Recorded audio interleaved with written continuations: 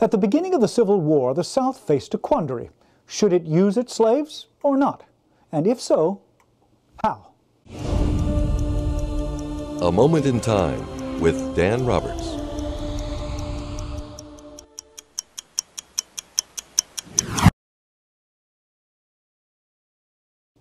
Both North and South were ambivalent about the role African Americans would play in the coming conflagration.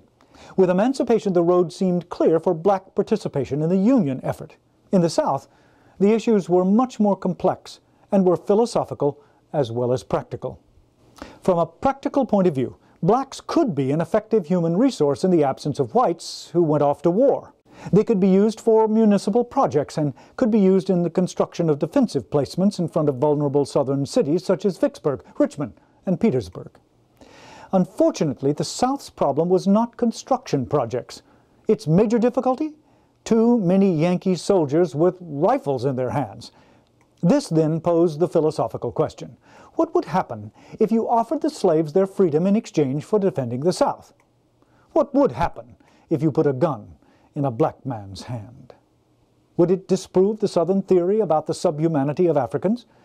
Instead of fighting for the South, suppose the newly recruited and armed slaves turned their guns on white Southerners. Philosophically, much of the argument prior to the war from Southern partisans in support of slavery was that blacks were inferior, subhuman, and therefore not capable of active citizenship or the kind of participation in civic life that marks the service of a warrior.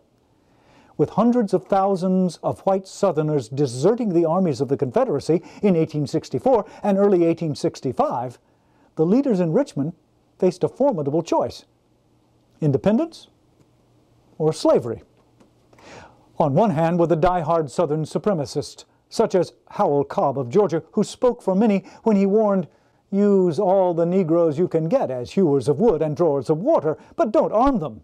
If slaves will make good soldiers, our whole theory of slavery will be proved wrong." On the other hand, there were the pragmatists, such as Robert E. Lee, who had the task of fending off a huge army marvelously equipped and freshly trained. After much debate, the Confederate Congress passed a bill in early 1865 to make soldiers of black slaves. This signaled the end to slavery even in the South, and it was, of course, too late to help the Southern cause. Most slaves were not going to take the bait.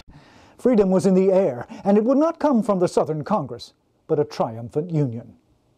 This series is supported by the Jamestown 400th Federal Commission, with its International Conference series on the foundations and future of democracy. See jamestownjourney.org. At the University of Richmond, I'm Dan Roberts.